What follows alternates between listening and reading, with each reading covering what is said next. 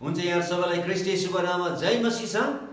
यहाँ सबैलाई आजको विशेष प्रकाशको पुस्तक 13 अध्यायको 11 पददेखि लिएर 18 पदसम्मको यो खण्डको यो बाइबल स्टडीमा तपाईहरु सबैलाई स्वागत छ। र आज हामी विशेष पृथ्वीबाट अथवा जमिनबाट निस्केका दोस्रो पशुको बारेमा हामी अध्ययन गर्नेछौँ है। The beast out of the earth 13 अध्यायको 11 देखि 18 पदसम्म।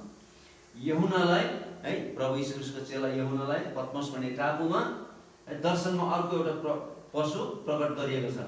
तर यो पशु पहिलाको भन्दा फरक छ, किनकि यो पशु पृथ्वीबाट निस्किआएको छ। हामीले 13 अध्यायको सुरुमा देखेको त्यो पशु चाहिँ त्यो चाहिँ समुद्रबाट निस्किआएको छ। तर यो छुट्टै किसिमको छुट्टै पशु हो र यो चाहिँ जमिनबाट अथवा पृथ्वीबाट निस्किआएको छ। र अब यहाँनिर पुरा यसको त्रिएक है, जसरी पिता पुत्र पवित्र आत्मा त्रिएक परमेश्वर हुनुहुन्छ, त्यस्तै प्रकारले उहाँ त्रिएक पवित्र परमेश्वरलाई चुनौती दिनको निम्ति चाहिँ दुष्ट शैतान र पहिलो पशु एन्टिक्राइस्ट र यो झुटो अगमवक्ता दोस्रो पशु चाहिँ यहाँनिर देखा परेको छ। यसकारण चाहिँ अजिङ्गर, समुद्रबाट निस्किएको पशु र पृथ्वीबाट निस्किएको पशु, यो तीनजना मिलेर चाहिँ यिनीहरूको पनि त्यो पवित्र त्रिएक परमेश्वरलाई चुनौती दिनको निम्ति यी तीनहरू चाहिँ भेला भएर चाहिँ अब यिनीहरूले यो पृथ्वीमा हर किसिमको नरकमा हुनुपर्ने हरेक क्रियाकलापहरू चाहिँ यिनीहरूले यस पृथ्वीमा यिनीहरूले देखाउनेछ।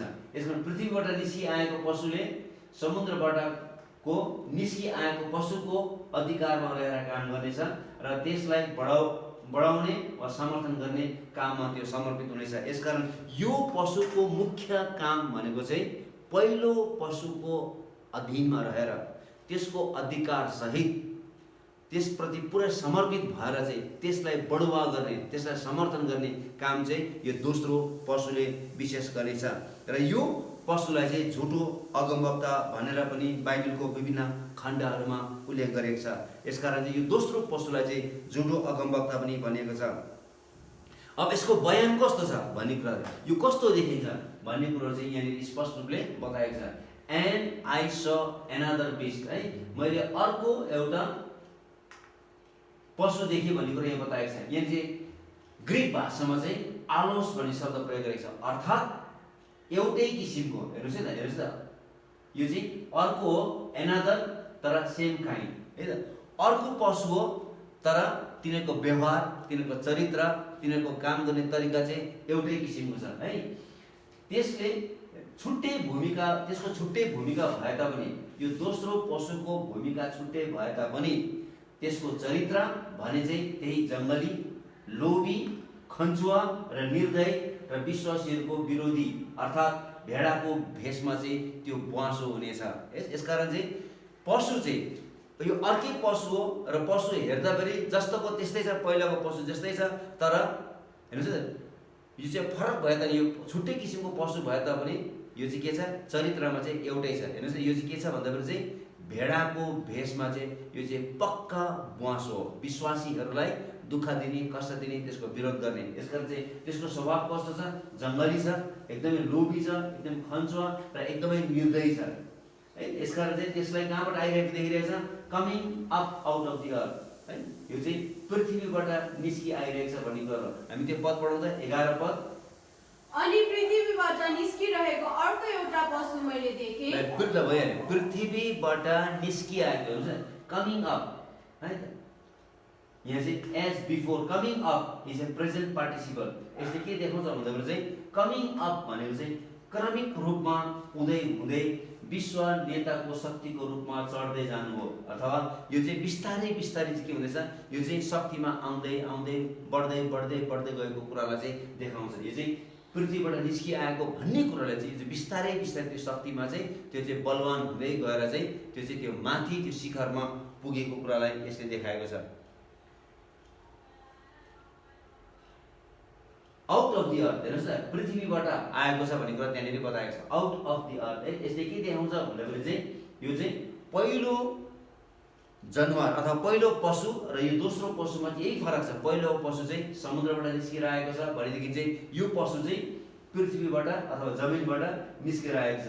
यो चाहिँ यिनीहरू के छ, two piece though similar are diverse in origin. यिनीहरू चाहिँ हेर्दाखेरि चाहिँ पशु नै छ, हेर्दाखेरि एउटै देखिन्छ, तर तिनीहरू चाहिँ छुट्टा छुट्टै तिनीहरू चाहिँ अवस्थाबाट आएको छ भन्ने कुरा चाहिँ हामीले यहाँनिर बुझ्नुपर्ने हुन्छ। पहिलो पशु चाहिँ समुद्रबाट निस्किआएको छ, दोस्रो पशु चाहिँ जमिनबाट आएको छ। डाइभर्स इन ओरिजिन भन्ने कुराहरू समुद्रले के देखाउँछ भन्दाखेरि चाहिँ मानिसको भिडलाई देखाउँछ, विभिन्न राज्यहरूलाई देखाउँछ, मानव जातिको ठुलो समुदायलाई देखाउँछ। तर पृथ्वीले के देखाउँछ भन्दाखेरि चाहिँ जमिन देखाउँछ है, यो चाहिँ देशलाई देखाउँछ। यसकारण चाहिँ ग्रिक भाषामा चाहिँ यो चाहिँ गह भन्ने शब्द प्रयोग गर्छ, जसको अर्थ चाहिँ के हो भन्दाखेरि चाहिँ यो चाहिँ धर्मशास्त्रमा यो गह भन्ने शब्द चाहिँ घरिघरि चाहिँ यो चाहिँ इजरायल राष्ट्रको निम्ति चाहिँ उल्लेख गरेको छ। यसकारण पृथ्वी भन्नाले चाहिँ धर्मशास्त्र बाइबल अनुसार चाहिँ को हो त इजरायल राष्ट्र हो भन्ने कुरो चाहिँ बताएको छ। अर्थात् यहाँनिर के भन्नु खोजेको भन्दाखेरि चाहिँ यसले कतिपय मानिसले यो पनि विश्वास गर्ने गर्छन् चाहिँ जुन चाहिँ भूमध्य सागर अथवा जुन ठाउँबाट चाहिँ पहिलो पशु निस्किआएको थियो, भूमध्य सागर त्यो समुद्रबाट निस्किआएको थियो है, त्यो पनि पृथ्वी नै छ। र अर्को चाहिँ त्यो ल्यान्ड है, जमिन पनि त्यो चाहिँ कहाँ छ प्यालेस्टाइनभित्र नै पर्छ। यसकारण चाहिँ धेरै मानिसको सोचाइ चाहिँ के छ भने चाहिँ त्यो पशु चाहिँ को हो भन्दाखेरि चाहिँ त्यो पशु चाहिँ यहुदी हो, त्यो पशु एक यहुदी हुनेछ भन्ने कुरो चाहिँ बताएको छ। यसकारण चाहिँ त्यो झुटो अगमवक्त अथवा त्यो दोस्रो पशु चाहिँ यहुदी घरानाबाट आउनेछ भन्ने कुरो चाहिँ यहाँनिर धेरै मानिसहरूले त्यसरी नै विश्वास गर्ने गर्छन्। यिनीहरूमा यति फरक छ कि पहिलो पशु है एन्टिक्राइस्ट चाहिँ विश्वभरि समस्या भएको बेलामा चाहिँ अर्थात् जब मानिसहरू चाहिँ डरमा त्रासमा र शान्ति र सुरक्षाको माग गरिरहेको बेलामा चाहिँ तिनको उदय हुनेछ। यो पृथ्वीभरि हिजो पनि हामीले हेरेको यो पृथ्वीभरि चाहिँ विभिन्न किसिमको दुःख कष्ट भइरहेको बेलामा, विभिन्न किसिमको एकदमै समस्याहरू भइरहेको बेलामा चाहिँ र मानिसहरू चाहिँ एकदमै शान्ति र सुरक्षा खोजिरहेको बेलामा, मानिसहरू एकदमै डर र त्रासमा बसिरहेको बेलामा चाहिँ पहिलो पशु त्यति बेला चाहिँ देखा पर्नेछ भनेर हिजो हामीले अध्ययन गरेको थियौँ। तर अनि यहाँनिर हामीले यशाया 55 अध्यायको 57 अध्यायको 20 पदमा लेखेको थियौँ कि मानिसहरू चाहिँ के छ भन्दाखेरि चाहिँ त्यो चाहिँ समुद्र रिस उठेको बेलामा चाहिँ कसरी त्यो चाहिँ बाढ भएर आउँछ है, त्यस्तै प्रकारले त्यो पृथ्वी चाहिँ त्यस्तो किसिमले त्यस्तो अवस्था भएको बेलामा चाहिँ पहिलो पशु निस्कि आउँछ भन्ने कुरा हामीले हेरेको थियौँ। तर यो दोस्रो पशु चाहिँ है, यो सेकेन्ड बिस्ट चाहिँ दोस्रो पशु चाहिँ संसारको परिस्थिति चाहिँ अलिक ठिक भएपछि मात्र त्यो चाहिँ आउनेछ। पहिलो पशु चाहिँ पृथ्वीको एकदमै समस्या भएको बेलामा त्यो समस्याको समाधान गर्नको निम्ति त्यो चाहिँ एउटा शान्तिको एउटा नयाँ उपाय लिएर त्यो आउनेछ भनेदेखि चाहिँ दोस्रो पशु चाहिँ यो झुटो अगमवक्त चाहिँ पृथ्वीको समस्या अलिक साम्य भइसकेपछि मात्रै त्यो चाहिँ देखा पर्नेछ। यसका धेरैले यो झुटो अगमवक्तलाई एक यहुदी हुन् भनेका छन् भन्नुको पछाडि चाहिँ त्यसको काम र चरित्रलाई हेरेर हो हैन। यो दुईटा कुराहरू हामी हेर्न खोजिरहेका छौँ।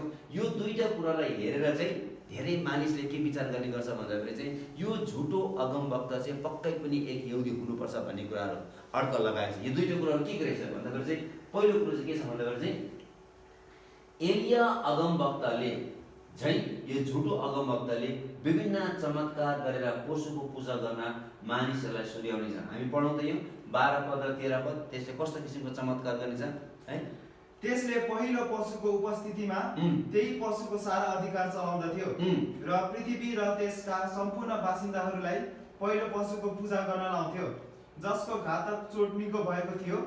मानिसका आँखाको अघि आकाशबाट पृथ्वीमा आगो झार्ने जस्ता ठुला ठुला चिन्हहरू पनि त्यसले गर्यो। ल भाइ, आकाशबाट त्यसले चाहिँ आगो झार्ने काम गर्यो। जसरी एलिया अगमवक्तले माथि आकाशबाट आगो झारेको थियो त्यस्तै प्रकारले यसले पनि चाहिँ आगोहरू झार्नेछ भन्ने कुरो उल्लेख गरेको कारणले गर्दा धेरै मानिसको सोचाइ अनुसार चाहिँ के छ भन्दाखेरि चाहिँ यो पनि एउटा यहुदी हुनुपर्छ भनेर चाहिँ मानिसले त्यसरी अड्कल लगाए। यो चाहिँ पहिलो अड्कल हो।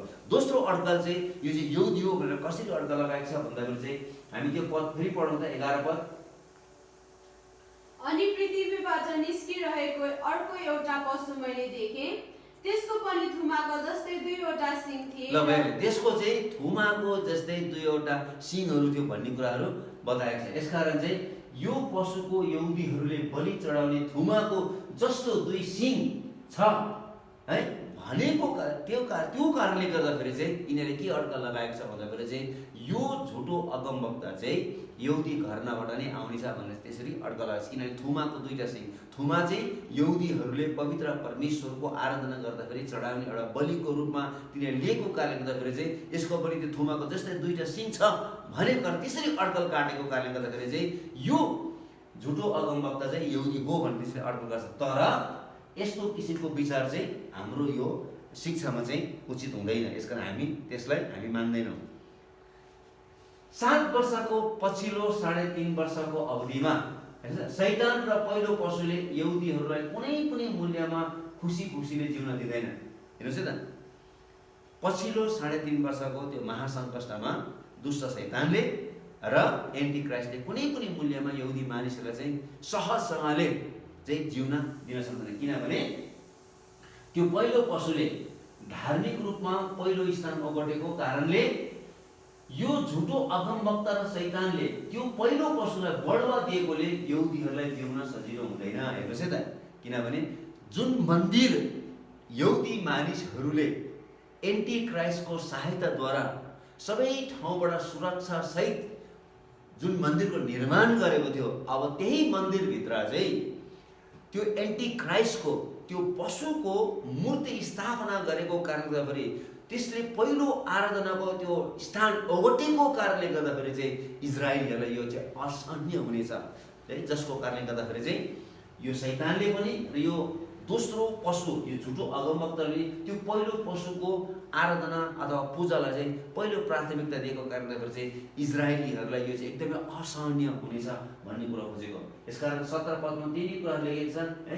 17 अध्यायमा पनि कि रिलिजियस बेबिलोन है, त्यो चाहिँ धार्मिक एउटा बेबिलोन भन्ने कुराहरू बताएको छ। र अर्को कुरो चाहिँ इक्लिसियास्टिकल रोम है त। यसकारण चाहिँ यो कुरो चाहिँ एउटै हो। त्यति बेला मैले तपाईँलाई हिजो पनि भनिसकेको छु, पहिलो 3.5 वर्षमा एन्टिक्राइस्टले चाहिँ धर्मको आडमा त्यो चाहिँ के हुनेछ त, संसारको अथवा विश्वको एउटा विशेष किसिमको शक्तिको रूपमा चाहिँ त्यो उदय भएर आउनेछ। र जब त्यो शक्तिशाली हुनेछ त्यसपछि पछिल्लो 3.5 वर्षमा चाहिँ त्यसले चाहिँ फरक किसिमको त्यसले चाहिँ नियत र चरित्र त्यसले देखाउनेछ भन्ने कुराहरू। यसकारण चाहिँ यो जति पनि बेबिलोनको कुराहरू गरिरहेका छौँ र जति पनि यो इक्लिसियस रोमको जुन हामीले रोमी शक्तिको जुन हामीले चर्चको बारेमा कुराहरू गरिरहेका छौँ, यो चाहिँ के छ भने यिनै शक्तिहरूद्वारा चाहिँ एन्टिक्राइस्ट चाहिँ आफ्नो शक्तिमा माथि आउनेछ भन्ने कुराहरू। अनि हामीले यो पनि पढेको थियौँ, त्यो चाहिँ धेरै पानीहरूको बिचमा चाहिँ त्यो चाहिँ बसेको छ, ती स्त्री चाहिँ बसेको छ भन्ने कुराहरू हामीले 17 अध्यायको 7 पदमा हामी 15 देखि 16 पदमा हामी पढ्न पाउँछौँ। र त्यो धेरै पानीहरू भनेको चाहिँ धेरै राष्ट्रहरू, यसले चाहिँ धेरै राष्ट्रहरूलाई चाहिँ के गरेको छ त भन्दाखेरि चाहिँ पुरै रूपले चाहिँ यसले चाहिँ प्रभाव पारेको छ। यसको the identification of the second beast as the head of the apostle church is indicated in many ways in the book of revelation. यसकारण चाहिँ प्रकाशको पुस्तकमा चाहिँ यहाँनिर चाहिँ दोस्रो जुन यहाँनिर हामीले पशुको बारेमा हामीले अध्ययन गरेछौँ, यो चाहिँ के हुनेछ भन्दाखेरि चाहिँ सबभन्दा पहिलो यो चाहिँ के हुनेछ, head of the apostle church भने चाहिँ त्यति बेलाको मण्डलीको सबभन्दा पहिलो विरोधी भएर चाहिँ यो निस्किनेछ। र यसलाई चाहिँ विभिन्न दृष्टिकोणले चाहिँ हामीले यो पुस्तकमा प्रकाशको पुस्तकमा हामी अध्ययन गर्न पाउँछौँ। हेर्नुहोस् न के छ, when this apostle religious systems will be destroyed by the beast है। पछि चाहिँ पहिलो 3.5 वर्षमा पहिलो पशुले जुन धर्मको आडमा त्यसले आफ्नो शक्तिलाई स्थापना गरेको हुन्छ, पछिल्लो 3.5 वर्षमा चाहिँ त्यसले त्यो धार्मिक व्यवस्थालाई त्यसले नष्ट गर्नेछ। तर पछि चाहिँ यो धार्मिक व्यवस्थालाई त्यसले के गर्नेछ, नष्ट गर्नेछ। यो झुटो अगमवक्ता पहिलो पशुसँग अत्यन्तै निकटमा रहेर काम गर्नेछ, एकदमै नजिकमा रहेर। त्यसको मुख्य काम भनेको नै पहिलो पशुलाई हरेक कुराहरूमा समर्थन गर्नु। यसकारण त्यो चाहिँ एकदमै नजिकमा भएर चाहिँ त्यो चाहिँ काम गर्ने। यो चाहिँ दुष्ट शैतानको को हो त, र यो एन्टिक्राइस्टको एउटा पपेट हो। तिनीहरूले जे भन्छ त्यो मात्रै यसले बोल्नु पाउँछ। यसकारण प्रकाशको पुस्तक 19:20 पद अनुसार चाहिँ यी दुवैलाई जिउँदै अग्निकुण्डमा फालिन्छ है। यहाँनिर जब प्रभु यीशु ख्रीष्ट दोस्रो आगमनमा आउनुहुनेछ त्यति बेला सबभन्दा पहिला उहाँले एन्टिक्राइस्टलाई र यो झुटो अगमवक्तालाई पक्रिनेछ र तिनीहरूले सबभन्दा पहिला अग्निकुण्डमा जाने व्यक्तिहरू यिनीहरू हुनेछ। र यसले यहाँनिर बताएको छ है परफर्म साइन्स है, यसले चाहिँ विभिन्न किसिमका चिन्हहरू गर्यो भन्ने कुराहरू बताएको छ। र by which he deceived those who had the mark of the beast। यसकारण चाहिँ यो विभिन्न चिन्हहरू गरेर चाहिँ यसले चाहिँ मानिसहरूलाई बहकाइकिन त्यो पहिलो पशुको पूजा गर्न लगाउनेछ र ती पहिलो पशुको चाहिँ चिन्ह चाहिँ सबै मानिसहरूमा चाहिँ त्यसले के गर्नेछ, लागू गर्नेछ। र यसको दुईटा सिङहरू छ भन्ने कुराहरू अघि हामीले पढिसकेको छ 11 पदमा। हेर्नुहोस् न, यो दोस्रो पशुको थुमाको जस्तै दुईटा सिङहरू छ भन्ने कुरो बताएको छ। यसले के देखाउँछ भन्दाखेरि चाहिँ यो दुईटा सिङहरू चाहिँ यसको चाहिँ ठुलो शक्तिलाई यसले देखाउँछ हैन। पहिलो पशु है, पहिलो पशु जस्तो त होइन, किनकि पहिलो पशुको 10 वटा सिङ छ। हेर्नुहोस् न, यो दोस्रो पशुको चाहिँ जति शक्ति छ त्यो शक्ति चाहिँ पहिलो पशुको जस्तो शक्ति छैन। पहिलो पशुको चाहिँ 10वटा सिङ भएको कारण चाहिँ त्यो चाहिँ एकदमै शक्तिशाली छ। तर यो दोस्रो पशुको चाहिँ 2टा मात्रै सिङ छ र पनि यो चाहिँ शक्तिशाली छ, तर पहिलाको पशु जतिको चाहिँ शक्तिशाली होइन। यसले के देखाउँछ भन्दाखेरि चाहिँ यसले यहाँ के देखाउँछ भने but not to the degree of the first beast है त, who had 10 horns, his horns were like those of the lamb है त। तर यसको त थुमाको जस्तो सिङ छ। यो दोस्रो पशुको सिङ चाहिँ कस्तो छ भन्दाखेरि थुमाको जस्तो छ। यो थुमा भन्ने बित्तिकै के हो त भन्दाखेरि चाहिँ इजरायली मानिसहरूको यो के हो त भन्दाखेरि चाहिँ यो चाहिँ धार्मिक एउटा चिन्ह जस्तो हो हैन। यो चाहिँ के गर्थे यहुदी मानिसहरूले थुमालाई चाहिँ पवित्र परमेश्वरको आराधना गर्न निम्ति बलि चढाउने काम गर्थ्यो। यसकारण चाहिँ यहाँनिर हामी के देख्छौँ भन्दाखेरि चाहिँ यो दोस्रो जुन हामीले पशुको बारेमा अध्ययन गरिरहेका छौँ, यो दोस्रो पशु चाहिँ को हुन्छ भन्दाखेरि चाहिँ यो चाहिँ विशेष यो चाहिँ एक धार्मिक नेता हुनेछ। यसकारण यो धार्मिक नेता भएको कारणले गर्दाखेरि चाहिँ सारा मानिसहरूको अगाडि है, मानिसहरूको अगाडि चाहिँ आफ्नो शक्ति पाउनको निम्ति चाहिँ एन्टी क्राइस्टले चाहिँ यो धार्मिक नेतालाई प्रयोग गरेर चाहिँ यो एन्टी क्राइस्ट आफ्नो शक्तिमा आउनेछ भन्ने कुराहरू चाहिँ हामीले यहाँनिर बुझ्नुपर्छ है। यसकारण यसको यो भेडाको अथवा यो थुमाको स्वभाव कस्तो हुन्छ भन्दाखेरि चाहिँ एकदम नरम टाइपको है त। यो धेरै नबोल्ने किसिमको अथवा यो चाहिँ एकदम सोझो टाइपको यसको चाहिँ के हुन्छ त, यसको चरित्र हुन्छ हैन। यसको चाहिँ mild and lame like manner. यसकारण चाहिँ यो दोस्रो पशु चाहिँ त्यो थुमा जस्तै एकदम नरम भएर अथवा एकदमै इमान्दारी स्वभाव भएर चाहिँ त्यो चाहिँ देखा पर्नेछ। भन्नुको अर्थ चाहिँ यदि के देखाउँछ भन्दाखेरि यो चाहिँ भेडाको भेषमा आउनेछ यो, तर यो चाहिँ वास्तवमा को हुनेछ, यो चाहिँ पक्का बस हुनेछ। तर मानिसको अगाडि चाहिँ भेडा जस्तो भएर चाहिँ यसले आफूले आफूलाई प्रस्तुत गर्नेछ हेर्नुहोस् न। र यो कस्तो बोल्थ्यो भने फेरि पढ्नु त 11 पद। त्यसको पनि थुमाको जस्तै 2वटा सिङ थिए र अजिङ्गर जस्तै त्यो बोल्दथ्यो। ल हैन हेर्नुहोस् न, त्यो चाहिँ अजिङ्गर जस्तै बोल्दथ्यो। यसकारण चाहिँ हामीले के बुझ्नु पर्यो भन्दाखेरि चाहिँ यसको अजिङ्गर है, अजिङ्गर शैतान जस्तै चरित्र हुनेछ भनेको मतलब चाहिँ बाहिरी रूपमा चाहिँ त्यो भेडाको भेषमा हुनेछ, तर त्यसको अजिङ्गर जस्तै बोल्दथ्यो भन्दाखेरि चाहिँ त्यो चाहिँ अजिङ्गर जस्तै दुष्ट शैतानको जस्तै त्यसको चरित्र हुनेछ। पहिलो पशु जस्तै यो पशुले शैतानबाट शक्ति पाउनेछ। हेर्नुहोस् न त यहाँ त्यही कुरा लेखेको पढ्नु त फेरि त्यसको तल पढ्दै 12 पदसम्म। त्यसको पनि थुमाको जस्तै 2वटा सिङ थिए र अजिङ्गरको जस्तै त्यो बोल्दथ्यो। त्यसले पहिलो पशुको उपस्थितिमा त्यही पशुको सारा अधिकार चलाउँथ्यो र ल भयो नि त्यसले के भनिन्छ भन्दाखेरि यहाँनिर पहिला पशुले जसरी चाहिँ दुष्ट शैतान अजिङ्गरबाट चाहिँ शक्ति पाएको थियो, त्यस्तै प्रकारले यो पशुले पनि शैतानबाट फेरि शक्ति पाउनेछ। जसरी त्यो पहिलो पशुले आफ्नो कार्य जीवन है त सेतो घोडामा सवार भएर शान्तिको आश्वासन दिँदै सुरु गरेको थियो, त्यसरी नै यो धार्मिक नेता चाहिँ यो दोस्रो पशु अथवा झुटो अगमवक्ता पनि धार्मिक भेष वा भेडाको भेषमा आफ्नो ब्वाँसोको भेष लुकाई आफ्नो उद्देश्य पुरा गर्नेछ। यो कुरा चाहिँ हामीले एकदम बुझ्नुपर्छ है। जसरी चाहिँ यो पहिलो पशुले हेर्नुहोस् है त आफ्नो कार्य जीवन चाहिँ सेतो घोडामा आफ्नो सवार सुरु गरेर शान्तिको है वार्ता गर्दै शान्तिको आश्वासन दिँदै हरेक मानिसहरूलाई एक गरेको थियो, त्यस्तै प्रकारले चाहिँ यो दोस्रो पशु पनि यो चाहिँ धार्मिक भेषमा चाहिँ है भेडाको भेषमा चाहिँ त्यसको आफ्नो असल त्यसको चरित्र वंशको चरित्र चाहिँ लुकाएर चाहिँ सबै मानिसहरूलाई चाहिँ के गर्नेछ न फकाएर चाहिँ त्यसले आफ्नो उद्देश्य पुरा गर्नेछ। अर्को कुरा हामी के बुझ्नुपर्छ भन्दाखेरि चाहिँ there is an important lessons here for it demonstrates the typical behaviour and character of any men's religions when a personal relationship with Jesus Christ absent है त। यसको हामी के बुझ्नुपर्छ भन्दाखेरि चाहिँ जुन मानिसको सम्बन्ध यीशु ख्रीष्टसँग ठिक छैन, तब त्यो मानिसले चाहिँ के गर्छ त अर्कै किसिमको छुट्टै किसिमको त्यसले चाहिँ आफ्नो चरित्रलाई देखाउँछ भन्ने कुरो चाहिँ हामीले बुझ्नुपर्छ। Because in all man-made religion the base upon which it operates is a man and Satan's deception। त्यसमा जति पनि मानिसहरूले यो संसारमा विभिन्न किसिमको धर्महरूको निर्माण गरेको छ, आविष्कार गरेको छ, यो मानिसले बनाएको धर्महरू हो। तर यी सबै मानिसहरूले बनाएर मानिसले चलाए तापनि वास्तवमा यसको पछाडि चाहिँ दुष्ट शैतानको ठुलो भ्रम र छल छ भन्ने कुरो चाहिँ हामीले बुझ्नुपर्छ है। यसमा चाहिँ परमेश्वरको हात हुँदैन भन्ने कुरा।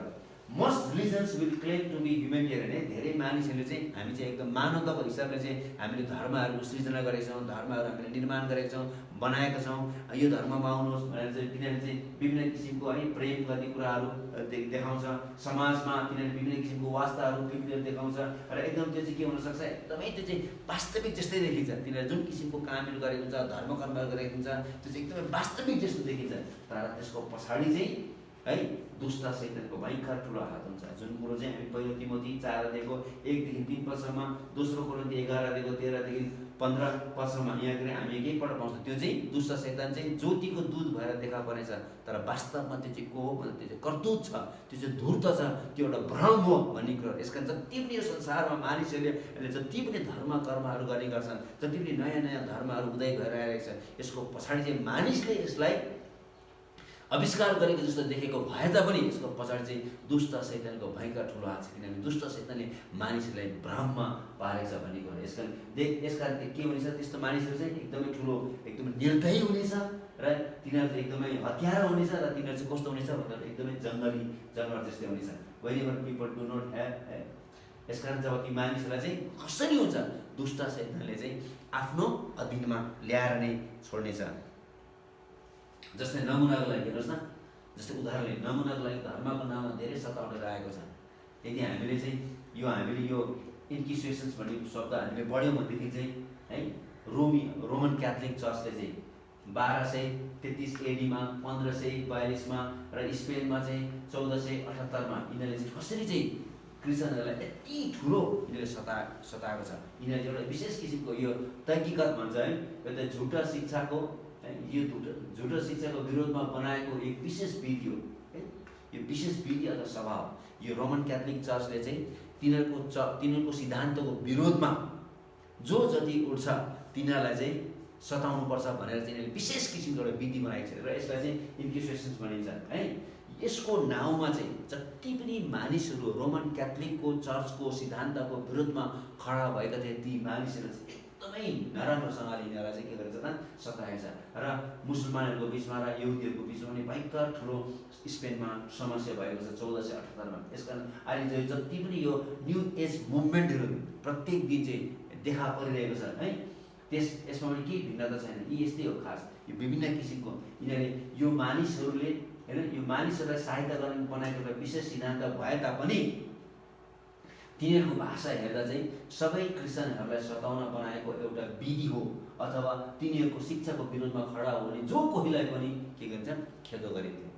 यसकारण यो चाहिँ हामीले एकदम राम्रो नमुना हामीले देखेको छौँ। यसकारण यहाँनिर अहिले हामीले हेरेको छौँ जति पनि यो पृथ्वीमा मानिसहरूले विभिन्न किसिमको धर्महरू बनाएर समाजलाई सहायता गर्नको निम्ति, गरिबदुखीलाई सहायता गर्नको निम्ति होइन, विभिन्न जातभातलाई सहायता गर्नको निम्ति एउटा भातृप्रेमको जति पनि यिनीहरूले नयाँ नयाँ भाषाहरू प्रयोग गरेर नयाँ नयाँ धर्महरूको निर्माण गरेको भए तापनि यसको पछाडि चाहिँ कसको हात छ भन्दा चाहिँ दुष्ट शैतान ठुलो हात छ। र यसले चाहिँ त्यो चाहिँ धर्मको नाममा चाहिँ मानिसहरूलाई सताउने काम गर्छ। जुन कुरो चाहिँ हामीले एउटा नमुनाको रूपमा हामीले एउटा रोमन क्याथोलिकको चर्चको बारेमा हामीले स्पष्ट रूपसँग हामीले हेरेका छौँ। यसकारण चाहिँ यो न्यू एज लिटरेचरमा है तिनीहरूको लेखमा के लेखेको छ भन्दाखेरि जसले नयाँ धर्म र नयाँ राजनीतिक कानुनलाई इन्कार गर्छ यस्ता विरोधीहरूलाई पुरै शुद्धि गर्ने अथवा हटाउने काम गर्छ। हेर्नुहोस् न, अहिले यो जति पनि नयाँ एजको अथवा त्यति बेला चाहिँ एन्टी क्राइस्टको पालामा जुन व्यवस्था लागू गर्नेछ त्यो व्यवस्थालाई जसले मान्दैन, जुन राजनीतिक कानुनलाई तिनीहरूले मान्दैन, तिनीहरूले चाहिँ पुरै रूपले तिनीहरूलाई चाहिँ हटाइदिनेछ, तिनीहरूलाई पुरै रूपले मेटिदिन्छ। जसले शैतानको राज्यलाई र त्यसको छाप लिन इन्कार गर्छ ती सबै मेटिनेछ भन्ने कुरो स्पष्ट रूपले तपाईँले त्यहाँनिर पढ्न पाउनुहुनेछ है त। त्यस समयको धार्मिक र राजनीतिक उद्देश्य यस्तो हुनेछ। हेर्नुहोस् न, त्यस बेला गर्दा के हुनेछ भन्दा चाहिँ कुनै पनि जातपात हुने छैन, हामी सबै एउटै हौँ भन्ने कुराहरू। हेर्नुहोस् न, द एन्ड अफ नेसनलिजम, कुनै पनि जातपात हुँदैन, को ठुलो जात को सानो जात, हामी सबै एउटै जात हौँ है, हामी सब एउटै हौँ, एउटै मानिसहरू भनेर चाहिँ तिनीहरूको एउटा के हुनेछ त, धार्मिक र राजनीतिक के हुनेछ त, तिनीहरूको एउटा कानुन बन्नेछ। र त्यति बेला चाहिँ कुनै पनि न्यू क्रेडिट कार्ड सिस्टम है, त्यहाँदेखि चाहिँ नयाँ क्रेडिट कार्ड सिस्टम हुनेछ त्यहाँनिर होइन। यसकारण चाहिँ मैले तपाईँलाई भनिसकेको छु 666 को बारेमा। त्यहाँनिर चाहिँ अरू कुनै पनि कार्डहरू क्रेडिट कार्ड चल्दैन, त्यति बेला एउटै मात्रै कार्ड चल्छ। त्यो चाहिँ कसको नियम चल्छ भन्दाखेरि चाहिँ एन्टी क्राइस्टको नियम चल्छ। त्यति बेला चाहिँ जति पनि यो पृथ्वीमा भोजनहरू सप्लाई हुन्छ है, यो सबै कुराहरू चाहिँ के हुन्छ त भन्दाखेरि चाहिँ त्यो व्यक्तिले मात्रै सप्लाई हुन्छ। तपाईँले कति खानुपर्छ है, तपाईँको सारा घर, तपाईँको सम्पत्ति, तपाईँको ब्याङ्क ब्यालेन्स, तपाईँको गाडी, तपाईँको घोडा जे जति छ ती सबै चाहिँ कसको हुनेछ, जग्गा जमिन चाहिँ त्यो चाहिँ एन्टी क्राइस्टको हुनेछ। तपाईँ चाहिँ एउटा के हुनेछ, एउटा साधारण व्यक्ति मात्र हुनेछ। त्यसले तपाईँलाई जति दिनेछ त्यति मात्रै तपाईँले चाहिँ खाना पाउनेछ। यसकारण the and of the nationalism है, यी new credit card system, world food supply, अब यो त्यसपछि के हुन्छ, जति पनि पृथ्वीमा जति पनि हात हतियार छ त्यो चाहिँ कसैले पनि चलाउन पाउँदैन भन्ने कुरो चाहिँ बताउने। अनि elimination of the nuclear weapons, अनि जति पनि यो अहिले आणविक जति पनि के अरे हतियारहरूको आविष्कार भइरहेको छ, निर्माणहरू भइरहेको छ, त्यसलाई चाहिँ पुरै रूपले त्यसले के गर्नेछ, त्यसले चाहिँ हटाउनेछ। तर एउटा कुरो चाहिँ हामीले के बुझ्नु पऱ्यो भन्दाखेरि चाहिँ यो चाहिँ त्यसको एउटा ठुलो भ्रम हो भन्ने कुरो चाहिँ हामीले बुझ्नुपर्छ। यो चाहिँ यसले चाहिँ अरू सारा संसारलाई चाहिँ यसो गर्नु लगाउँछ, तर त्यो आफैले चाहिँ त्यसलाई चाहिँ अन्तिम आएर चाहिँ प्रयोग गर्नेछ। यसकारण यो चाहिँ त्यसको एउटा ठुलो भ्रम हुनेछ। मानिसहरूलाई यो किसिमको त्यसले चाहिँ आश्वासन दिनेछ, हामी सबै एउटै जाति हौँ, एउटै धर्म हौँ भनेका मानिसहरूलाई। All of this will be done under the banner of the love and peace, हैन?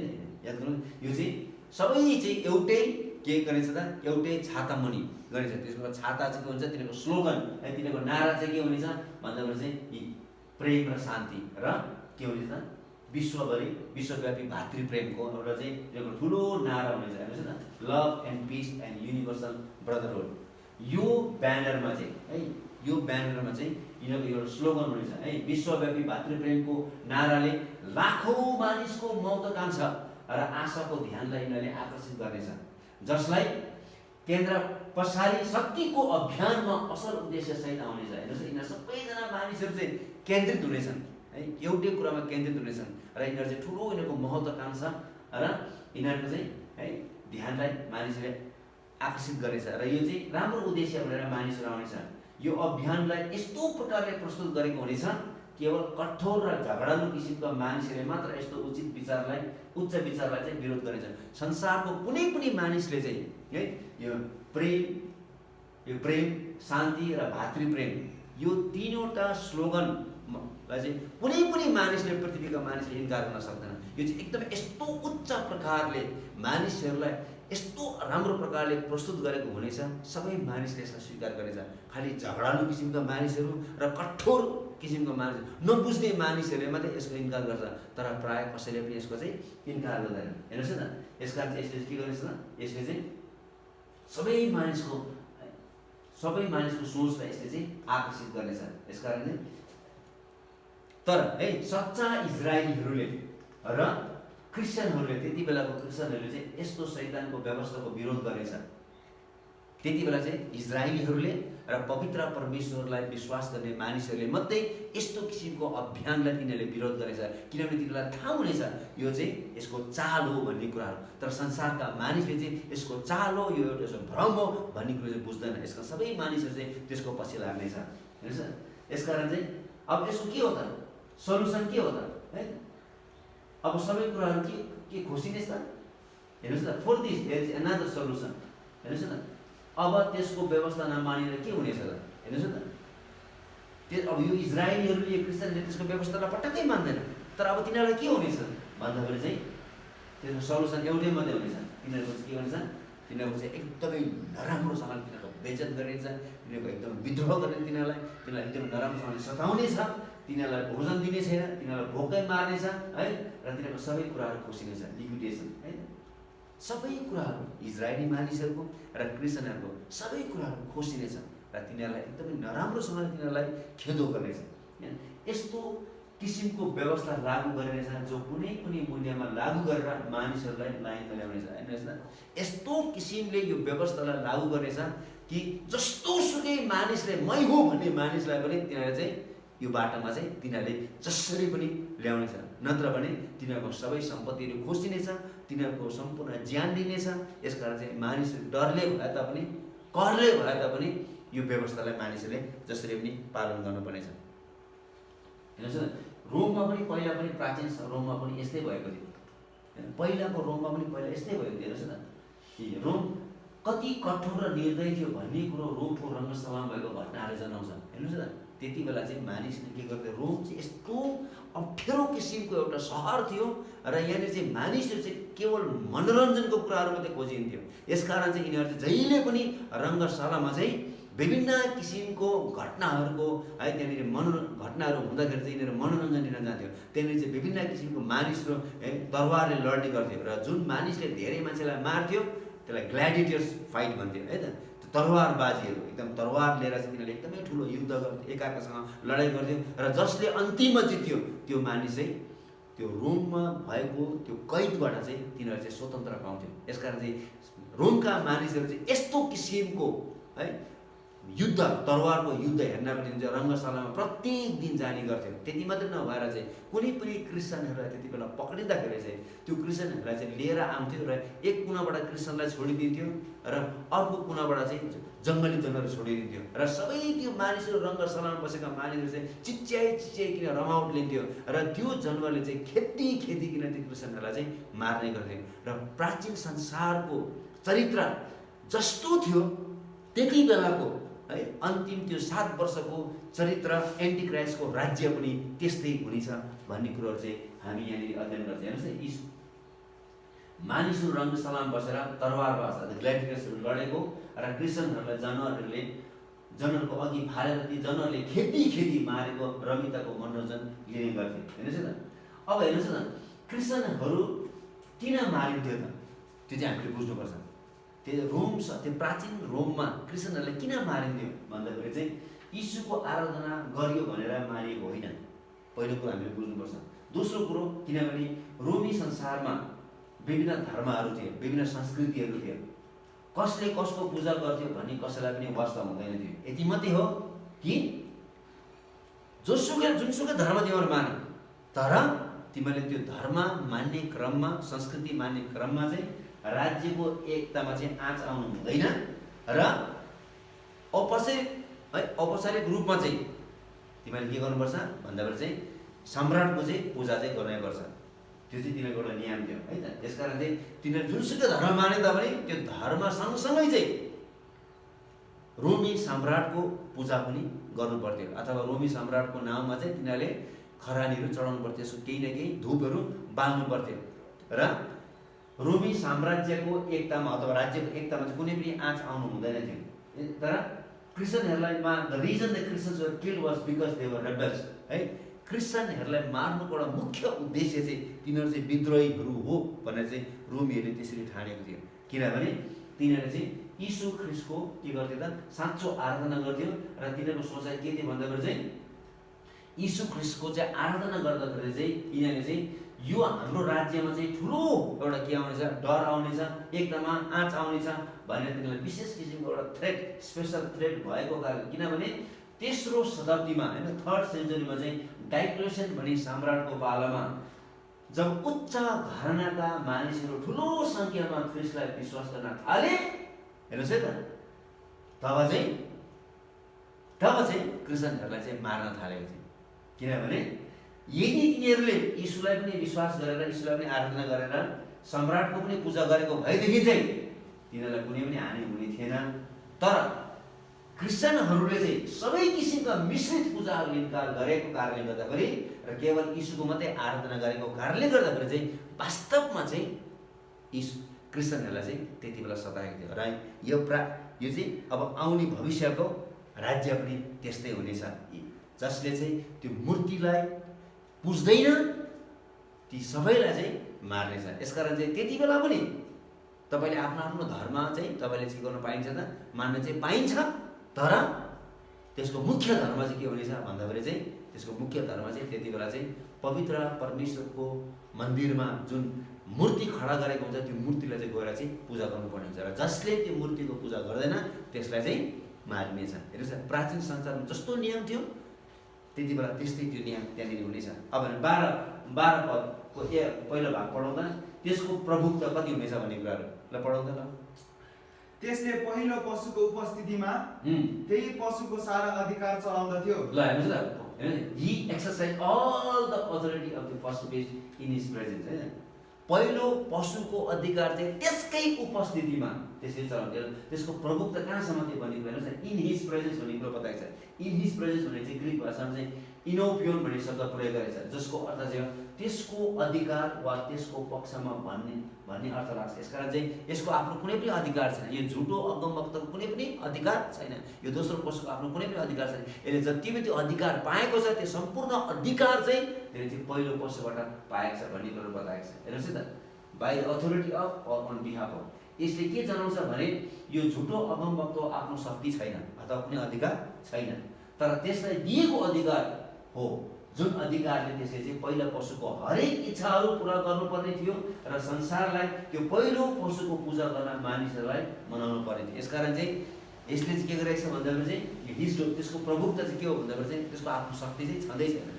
त्यसले जुन शक्तिले काम गरेछ त्यो शक्ति चाहिँ त्यो चाहिँ पहिलो पशु एन्टिक्राइस्टबाट पाएको शक्ति हो, र त्यो शक्तिद्वारा चाहिँ के गर्नु पर्थ्यो त, त्यो पहिलो पशुको प्रशंसा गर्नु पर्थ्यो, त्यो पहिलो पशुलाई बढाउनु पर्ने थियो र सबै मानिसहरूलाई चाहिँ फकाएर फुस्लाएर चाहिँ त्यो पहिलो पशुको चाहिँ आराधना गर्नुपर्छ है भन्ने कुरो। किनभने हामीले अघि नै पढिसकेका छौँ, यो झुटो अगमवक्ता चाहिँ यो को हो भन्दाखेरि यो चाहिँ धार्मिक नेता। यसकारण यो धार्मिक नेता भएको कारणले गर्दाखेरि चाहिँ जसरी चाहिँ अहिले पोपले भन्दाखेरि चाहिँ सारा रोमन क्याथोलिक चर्चका मानिसहरूले मान्ने गर्छ, त्यस्तै प्रकारले यो धार्मिक नेताले चाहिँ त्यो चाहिँ संसारभरिको नै धार्मिक नेता, त्यति बेलाको धार्मिक नेता भएको कारणले चाहिँ यसले भनेको अरू मानिसले पक्कै पनि मान्ने छ भनेर चाहिँ यसलाई एन्टिक्राइस्टले चाहिँ यसलाई चाहिँ सम्पूर्ण त्यो अधिकार दिएको छ, र यो मानिसले चाहिँ सबै मानिसहरूलाई चाहिँ भेला गराएर चाहिँ यो एन्टिक्राइस्टको पूजा गर्न लगाउनेछ। त्यसको योजना र सङ्कल्प के हो, डिटर्मिनेसन के हो ल पढौँ दोस्रो भाग 12 पदको दोस्रो भाग। र पृथ्वी र त्यसका सम्पूर्ण बासिन्दाहरूलाई पहिलो पशुको पूजा गर्न लाउँथ्यो। ल त्यसको मुख्य उद्देश्य भनेको नै त्यही हो हैन। The design or purpose of this beast of false prophet is to promote the authority and worship of the first beast.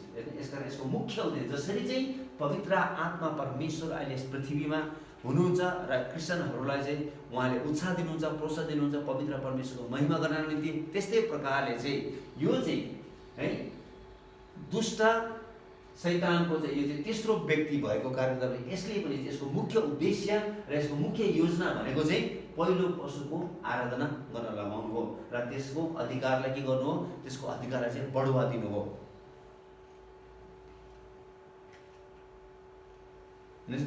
र त्यहाँदेखि के भने जसको घातक चोट निको भएको छ, यसको अर्थ के हो त, जसको घातक चोट निको भएको छ। पढौँ त त्यो फेरि 12 पदको अन्तिम भाग। जसको घातक चोट निको भएको थियो। यसले के जनाउँछ भने चाहिँ है त्यसले गरेको विभिन्न चमत्कारहरूद्वारा मानिसहरूलाई बहकाएर त्यो पहिलो पशुको पूजा गर्न लगाउँछ, अर्थात् त्यसको योजनामा त्यो सफल भएको छ। हेर्नुहोस् है, त्यसको योजनामा त्यो के भएको छ, त्यो सफल भएको छ। यसकारण चाहिँ यहाँनिर जसको घातक चोट निको भएको छ भनेको चाहिँ त्यसले चाहिँ विभिन्न किसिमको चमत्कारहरू गरेर चाहिँ मानिसहरूलाई भ्रम पारेर चाहिँ त्यसले चाहिँ पहिलो पशु एन्टिक्राइस्टको पूजा गर्नको निम्ति त्यो चाहिँ सफल हुनेछ भन्नु खोजेको हो। अब 13 पददेखि लगेर हामी 15 पदमा पढ्दा, हामी 13 पद पढाउँदा त्यसको छल के हो भने होला 13 पद पढ्नुला चर्कोसले। मानिसका आँखाको अघि आकाशबाट पृथ्वीमा आगो झार्ने जस्ता ठुला ठुला चिन्हहरू पनि त्यसले गर्यो। ल हेर्नुहोस्, पहिला चाहिँ के गर्छ भने चाहिँ त्यसले चाहिँ है यहाँले चाहिँ हि परफर्म्स ग्रेट साइन्स, यसले ठुला ठुला चिन्हहरू गर्यो भन्ने कुरो बताए। यसको है पहिलो छ यही हो, सबभन्दा यसको पहिलो छल चाहिँ के हो भन्दाखेरि चाहिँ त्यसले चाहिँ ठुला ठुला चिन्हहरू गर्यो भन्ने कुरा। गर्यो भन्ने शब्द है त्यो चाहिँ प्रेजेन्ट टेन्समा भएको कारणले गर्दाखेरि चाहिँ यो चाहिँ रिपिटेड एक्सन्स हो है त, यो चाहिँ घरिघरि गर्यो भन्ने कुरा बताएको छ। यसकारण चाहिँ एकपछि अर्को चिन्ह त्यसले गर्यो भनेको चाहिँ त्यसले एउटा मात्रै चिन्ह गरेको छैन, त्यसले चाहिँ घरिघरि गर्यो भन्ने कुरा बताएको छ, एगेन एन्ड एगेन है। किनभने त्यो चाहिँ प्रेजेन्ट टेन्समा लेखेको चाहिँ रिपिटेड एक्सन हो है। यसकारण चाहिँ यो चाहिँ त्यसले चाहिँ एउटा मात्रै चिन्हहरू गर्यो, चाहिँ प्लुरल फर्ममा छ। यसकारण चाहिँ त्यसले चाहिँ थुप्रै चिन्हहरू गर्यो भन्ने दिएको छ। खास यहाँ 2वटा मात्र उल्लेख गरेको छ, तर चिन्हहरू प्लुरल शब्दमा प्रयोग गरेका कारणले चाहिँ यो पक्कै पनि एउटा चिन्ह छैन, त्यहाँ चाहिँ थुप्रै चिन्हहरू छ भन्नु खोजेको हेर्नुहोस् न। यसकारण त्यो चाहिँ के हो भन्दा चाहिँ यहाँनिर चाहिँ पाओ भन्ने है ग्रिक शब्दको भर्ब शब्द क्रिया शब्द चाहिँ पाओ भन्ने शब्द प्रयोग गरेको छ, जसको अर्थ चाहिँ टु मेक अथवा डु अथवा एकम्प्लिस अथवा bring out produce or perform भन्ने शब्द प्रयोग गर्छ अथवा चिन्ह भन्ने शब्द चाहिँ यहाँ चाहिँ सिमियोन भन्ने शब्द प्रयोग गर्छ अथवा यो चाहिँ के हो भने यसको अर्थ चाहिँ वन्डर अथवा अचम्मको काम भन्नु खोजेको यो चाहिँ के हो भन्दाखेरि चाहिँ चिन्ह भनेको चाहिँ एउटा यस्तो किसिमको त्यो चिन्ह हो त्यसमा चाहिँ एउटा सन्देश छ है भन्नु खोजेको त्यो चिन्हबाट चाहिँ केही न केही मानिसहरूलाई भन्नु दिनको निम्ति एउटा सन्देश छ भन्ने कुरा चाहिँ यसले जनाएको छ। यसकारण यी चिन्हहरू गर्नुको मुख्य उद्देश्य मानिसहरूले विश्वास गरून् र त्यसको पछि लागुन् र त्यो पहिलो पशुको पूजा गरोस्। हेर्नुहोस् है यसको चाहिँ मुख्य उद्देश्य चाहिँ यो विभिन्न किसिमको चमत्कारहरू गर्नु यो विभिन्न किसिमको चिन्हहरू गर्नुको चाहिँ एउटा मुख्य उद्देश्य चाहिँ के हो भन्दाखेरि चाहिँ मानिसहरूले ती चिन्हहरूमा विश्वास गरेर चाहिँ त्यसको पछि लागेर चाहिँ त्यो पहिलो पशुको चाहिँ पूजा गरोस् भन्ने हेतुले चाहिँ यो झुटो अगमवक्ताले चाहिँ ठुला ठुला चिन्हहरू गर्यो भन्ने कुराहरू उल्लेख गरेको छ। यी ठुला ठुला चिन्हहरू भनेको छन् है जसको अर्थ यही हो कि अत्यन्तै महत्त्व छ त्यो चाहिँ सर्वश्रेष्ठ चिन्हहरू एकदम प्रतिष्ठित चिन्हहरू। यो चाहिँ साधारण यो झारपाते यो के अरे अहिले मानिसहरूले विभिन्न ठाउँमा विभिन्न किसिमको चिन्हको कामहरू गरिरहेको छ त्यस्तो किसिमको झारपातको किसिमको के अरे चिन्हको कुराहरू यो चाहिँ एकदमै ठुलो एकदमै शक्तिशाली यो चाहिँ मानिसहरू चाहिँ हेरेकै गर्नेछ मानिसहरू छक्क परेछ मानिसले कहिले पनि त्यस्तो आश्चर्यकरमा देख्छ त्यस्ता ठुला ठुला कामहरू गर्नेछ। यसका चाहिँ ठुला ठुला चिन्हहरू भनेको चाहिँ के हो भन्दाखेरि चाहिँ यो चाहिँ कि यो अत्यन्तै महत्त्वपूर्ण छ यो सर्वश्रेष्ठ छ यो प्रतिष्ठित छ भन्न खोजेको। यो एउटा साधारण किसिमको चिन्हहरू होइन तर यो चाहिँ के हो मानिसहरूको अघि आकाशबाट पृथ्वीमा आगो झार्ने चिन्हहरू यो चाहिँ सजिलो हुँदैन र त्यसले गर्ने हरेक चिन्हबाट परमेश्वरलाई चुनौती दिइरहेको देखिन्छ। हेर्नुहोस् न त्यसले जति पनि चिन्हहरू गर्छ है त्यसले पवित्र परमेश्वरले चुनौती दिन खोजिरहेछ। जसरी एलियाले र दुई साक्षीहरूले आगोहरू झारेको थियो त्यस्तै प्रकारले त्यसले चाहिँ मानिसहरूलाई भ्रम पार्नको निम्ति है पवित्र परमेश्वरले चुनौती दिनको निम्ति मानिसहरूलाई आकर्षित गर्नको निम्ति त्यसले ठुला ठुला चिन्हहरू गर्नेछ। 14 पद पढ्नु त ल 14 पदमा पहिलो पशुको उपस्थितिमा जुन अचम्मकार देखाउने शक्ति त्यसलाई दिएको थियो त्यसद्वारा त्यसले पृथ्वीका बासिन्दाहरूलाई बहकायो। तरवारको चोट खाएर पनि जीवित भएको त्यस पहिलो पशुको सम्मानमा एउटा मूर्ति बनाउने हुकुम त्यसले तिनीहरूलाई दियो। ल है स्पष्ट भेट्छ and it deceives है because of the signs which it was given to him to perform in the presence of the beast हैन त्यो पशुको उपस्थितिमा है त्यसलाई विभिन्न किसिमको चिन्हहरू गर्न दिएको छ र त्यसले के गर्छ मानिसहरूलाई भ्रममा पार्छ बहकाएको छ भन्ने कुराहरू बताएको छ। यसकारण चाहिँ हामीले अर्को कुरो के बुझ्नुपर्छ भन्दाखेरि चाहिँ यहाँनिर चाहिँ deceive the next thing we see about sign is के हो भन्दाखेरि यहाँ चिन्हहरू गर्नुको मुख्य उद्देश्य चाहिँ मानिसहरूलाई बहकाउनु हो। त्यसले जति पनि मानिसहरूलाई चिन्हहरू गरेको छ वास्तवमा त्यसले चाहिँ के गर्नु खोजेको छ मानिसलाई चाहिँ बहकाउन खोजिरहेको छ। यसकारण चाहिँ डिसिभ है भनेको चाहिँ ग्रिक भाषा चाहिँ प्लानो भन्ने शब्द प्रयोग गरेको छ जसको अर्थ चाहिँ तिनीहरूलाई चाहिँ भ्रममा पार्नु हो तिनीहरूले बेठिक बाटोमा अगुवाई गर्नु हो है तिनीहरूलाई चाहिँ के गर्नु हो तिनीहरूलाई चाहिँ छल गर्नु हो भनेको चाहिँ बताएको छ। यसकारण चाहिँ this word is consistently used in the scripture of the word of the false teachers who lead people away from God. यसकारण चाहिँ यो शब्द चाहिँ यो प्लानो भन्ने शब्द यो जुन ग्रिक यहाँ चिन्ह भन्ने शब्द प्रयोग यहाँ डिसिभ भन्ने जुन छल भन्ने शब्द प्रयोग गर्छ यो चाहिँ बाइबलमा घरिघरि लेखेको छ है। कसले प्रयोग गर्न निम्ति प्रयोग गर्छ भने चाहिँ झुटो शिक्षकहरूले यो शब्द प्रयोग गरेको छ। किन भन्दाखेरि चाहिँ परमेश्वरबाट तर्क आएर झुटो पूजा गर्न लगाउनको निम्ति चाहिँ मानिसहरूले यस्तो किसिमको ठुलो ठुलो चिन्हहरू गरेर चाहिँ मानिसलाई भ्रममा पारेको छ भन्ने कुरो चाहिँ बाइबलमा घरिघरि बताएको छ। र यी दिनहरूमा पनि है हामी धेरै चमत्कारहरू हामी देखिरहेका छौँ विभिन्न किसिमको चमत्कारहरू भइरहेको छ।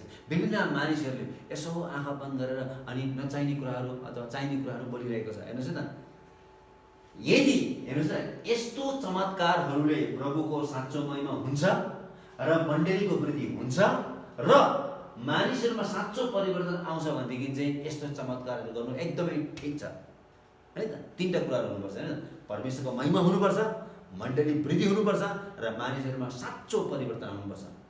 यदि कुनै पनि हामीले आश्चर्यकर भएर गर्छौँ भनेदेखि चाहिँ यो तीनवटा कुराहरू चाहिँ एकदमै महत्त्वपूर्ण छ। तर यो तीनवटा कुराहरू हुँदैन भनेदेखि चाहिँ हामी के हुनुपर्छ त त्यस्तो चमत्कार गर्ने मानिसहरूसँग चाहिँ हामी होसियार हुनुपर्छ।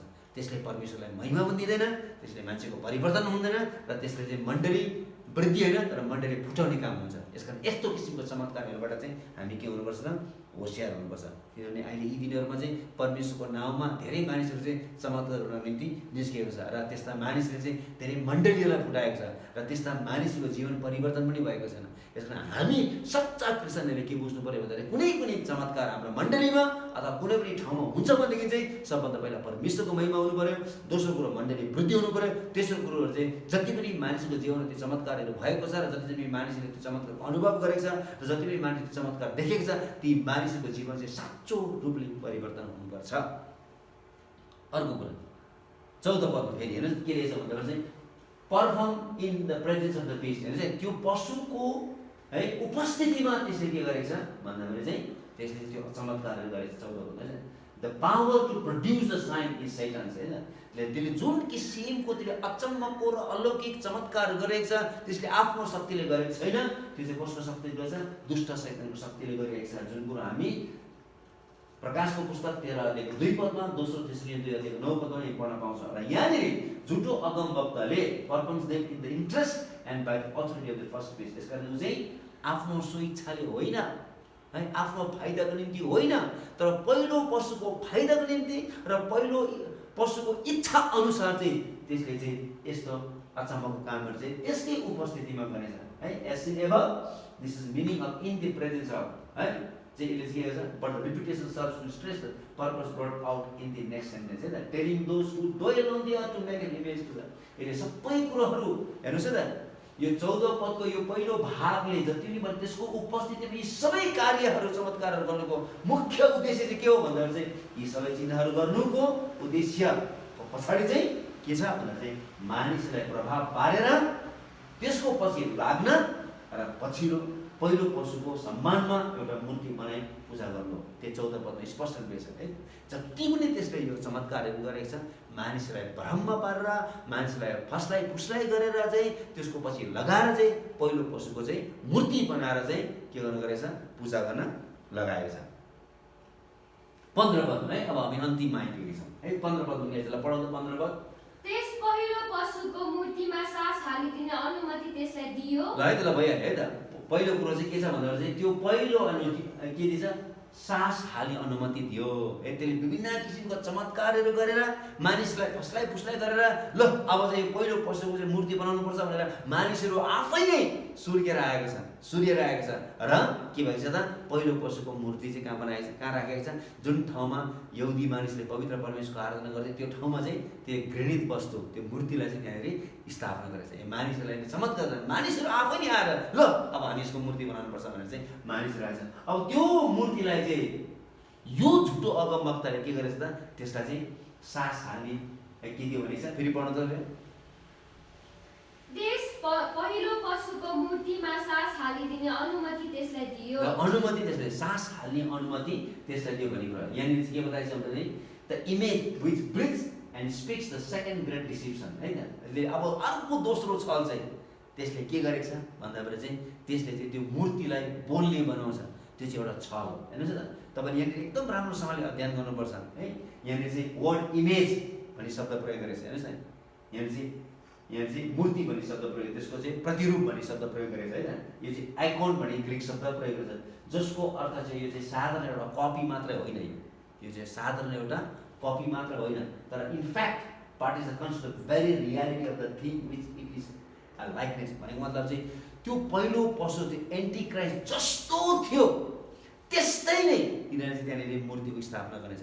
त्यसको कपी होइन, त्यस्तो ठ्याक्कै त्यस्तै नै ओरिजिनल एकदम रियल एउटा वास्तविक एउटा टान्जेबल छुन सक्ने किसिमको त्यस्तो किसिमको तिनीहरूले त्यहाँनिर चाहिँ एउटा मूर्ति है त्यसको पूजा गर्न तिनीहरूले चाहिँ स्थापना गर्नेछ। यसकारण यो चाहिँ कपी मात्र होइन कि जुन ग्रिक शब्द प्रयोग गरेर त्यसले चाहिँ त्यो चाहिँ नट ए मियर कपी भनेको छ। यो चाहिँ के हो?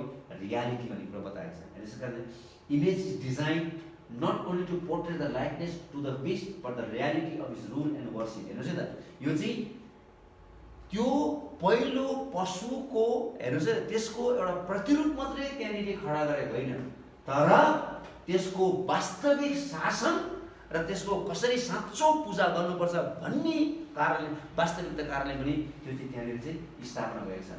यसकारण whatever the image will be it will portray the likeness of the beast which will become a symbol of his power and majesty. यसकारण चाहिँ त्यो मूर्ति जस्तोसुकै होस् है, तर त्यसले के देखाउँछ भन्दाखेरि चाहिँ त्यो चाहिँ साँचो पहिलो पशुको त्यो चाहिँ के छ, त्यो चाहिँ वास्तविक एउटा रूप मात्रै होइन, तर त्यसको शक्ति र त्यसको शासन गर्ने एउटा शाही एउटा शक्तिको चाहिँ त्यहाँनिर चाहिँ त्यसले प्रमाण दिन्छ त्यो मूर्तिले, हेर्नुहोस् न।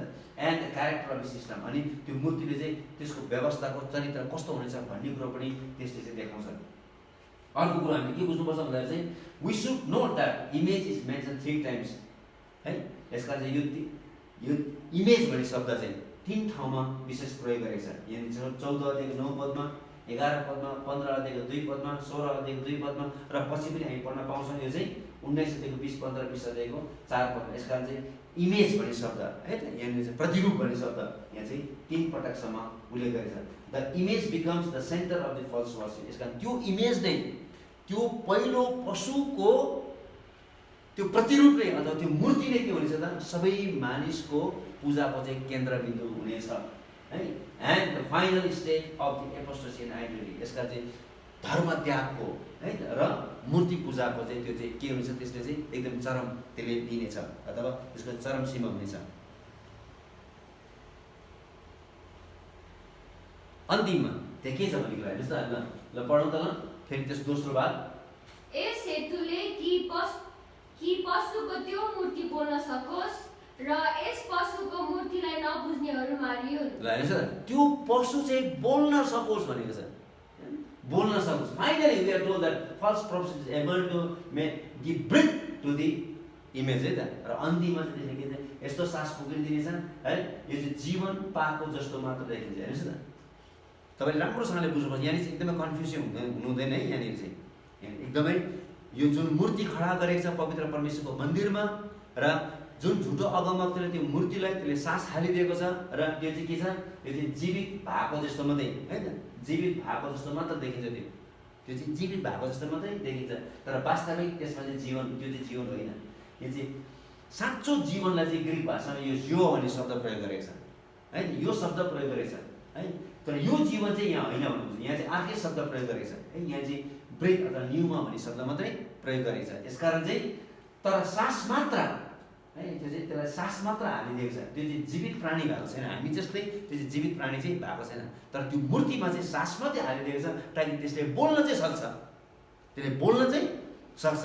तर हामी जस्तै त्यो जीवित प्राणी भएर चाहिँ त्यो जताततै चाहिँ हिँड्न चाहिँ सक्दैन। हामी जस्तै त्यसले चाहिँ सोच्न चाहिँ त्यसले सक्दैन, त्यो चाहिँ हामीले बुझ्नुपर्छ।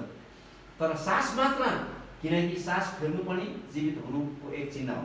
सास फेर्नु पनि त्यो चाहिँ एउटा जीवित हुनुको एउटा चाहिँ के हो त, प्रमाण हो, ताकि मानिसहरूले विश्वास गरोस् कि त्यो मूर्ति जीवित भएछ भन्ने कुरा हो। मानिसहरूले चाहिँ मानिसहरूलाई भ्रम पार्नको निम्ति, मानिसहरूलाई विश्वास ल्याउनको निम्ति चाहिँ त्यो मूर्तिलाई तिनीहरूले बोल्ने बनाउनेछ। हेर्नुहोस् न, यहाँ मूर्तिलाई जीवन दियो भनेको छैन, किनकि जीवन केवल परमेश्वरले मात्र दिनुहुनेछ है त, दिनुहुन्छ। यसको यहाँ जीवन दियो भनेको छैन, यो चाहिँ सास मात्रै हालिदियो भन्ने कुराहरू बताएको छ। यहाँ मानिसहरूले यस्तो चमत्कार देखेर तिनीहरू दङ्ग परेको छ, मूर्ति बोलेको कारणले गर्दाखेरि मानिसहरू छक्क परेको छ, यति साह्रो दङ्ग परेको छ। र तर वास्तवमा यो एउटा ठुलो भ्रम हुनेछ है त, यो चाहिँ मानिसहरूलाई त्यसको अर्को एउटा ठुलो छल हो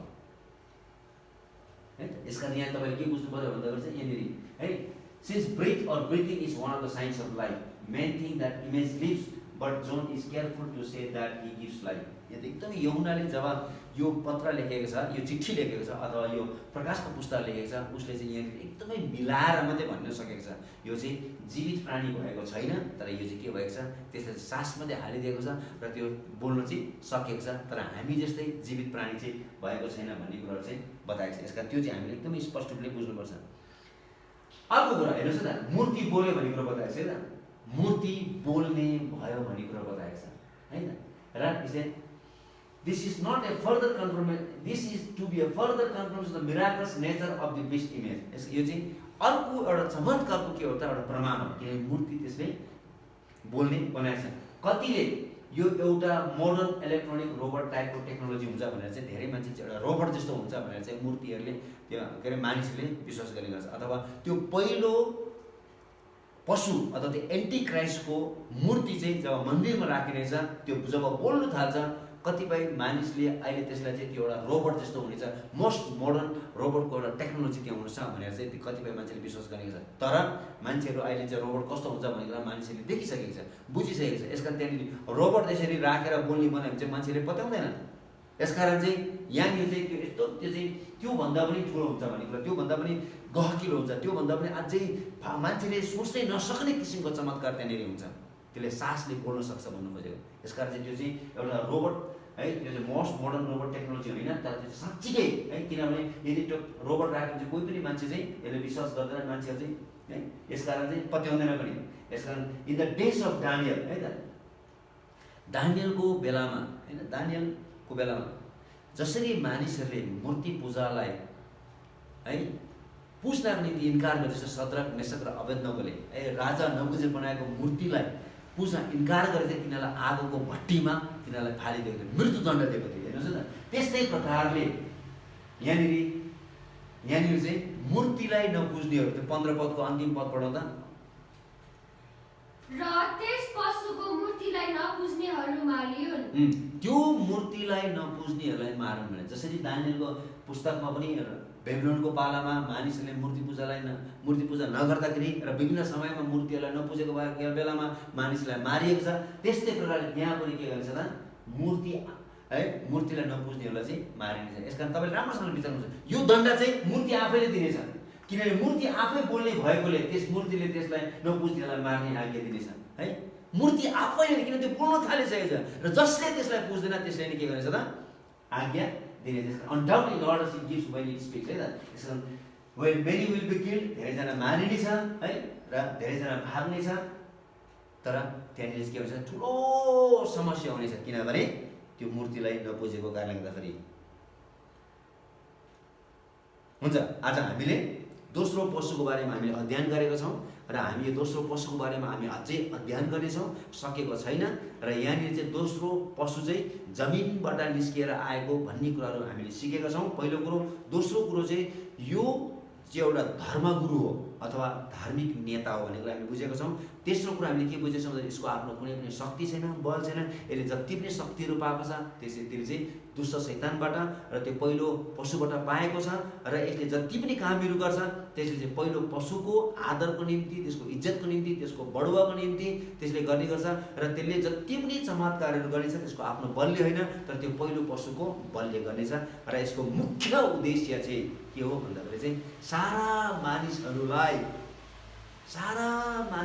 चाहिँ भ्रम पारेर है, चमत्कारहरू देखाइदिनलाई भ्रम पारेर त्यो पहिलो पशुको मूर्ति स्थापना गर्न लगाएर र त्यसलाई बोल्ने यसले सास हालिदिएर चाहिँ ती मानिसलाई चाहिँ पुज्न लगाउनेछ। यसको चाहिँ त्यो एउटा मुख्य उद्देश्य हो भनेर चाहिँ आज हामीले पढेका छौँ। र भोलि यसको बाँकी भाग अथवा पर्सि हामी यसको बाँकी भाग अध्ययन गर्नेछौँ। हुन्छ, परमेश्वरले तपाईँहरू सबैलाई आशिष दिएको हुन्। जय मसीह।